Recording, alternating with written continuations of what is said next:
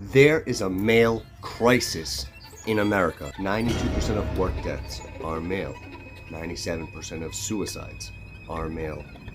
Over 95% of the prison population is male. There are much more alarming statistics, but up to 70% of men in the African American community are not there for their children. They look for different male role models, and sometimes through certain cultures or places where people try to succeed and they can only succeed in certain ways, that's the only route out for the kids. And without having strong men there to show them how to treat a woman, how to treat other people, how to be responsible, get up to work every day. Where are they getting those male role models from? They're important. I know that it's the guy's fault for bailing out, but they have to find others in society to make up for that loss of masculine energy, just like feminine energy is extremely important. And in the school system, at least in elementary school, it's 80% female.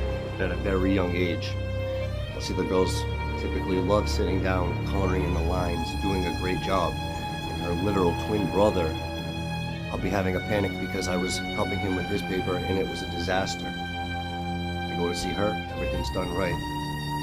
And they have the same IQ, but in gym, she doesn't want to run around and get sweaty, and he's in first grade and he can beat fourth graders in a race, super athletic. If he was incorporated to be able to move physically more rather than being stuck in his chair like this, that would benefit him tremendously. As infants, female children focus on the faces of the people holding them. The boys, as infants, focus on everything but the faces, the room, the environment.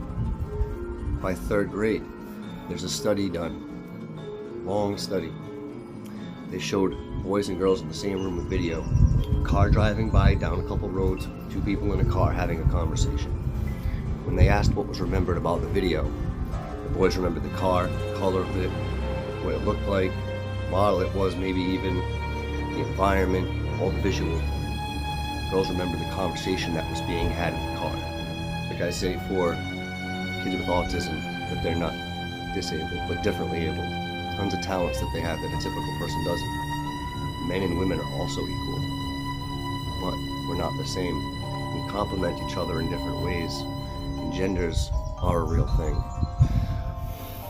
I'm not trying to get into the political side, and I have no issues with anybody, period. But for a pure scientific perspective, to understand the importance of how we work together in the nuclear family to continue the perpetuation of society, we need to understand the differences between the genders in a wide range and how to help each other and what makes us tick from these millions of years of evolution that make us who we are today, in some ways still similar to animals.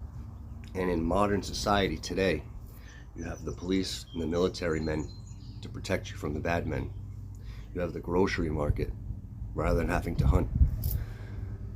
A lot of things that were so valuable for a man to do in society are gone, but a woman's value, replication, being good with children, nurturing, still holds its place. Even though it's hard to do, because by the time a girl is 30, she hasn't had a kid yet, she can maybe have one or two if she focuses on it right away. Whereas a guy can't until he's 60, and then they look back and wish that they spent more time with their family or had a bigger family. And, you know, with gender roles, one person has to work more, one has to spend more time with the kids.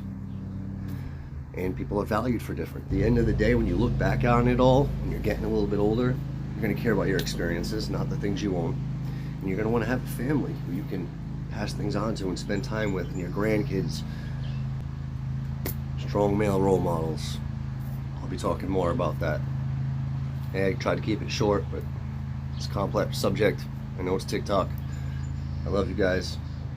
Hit the heart, follow me. Nothing but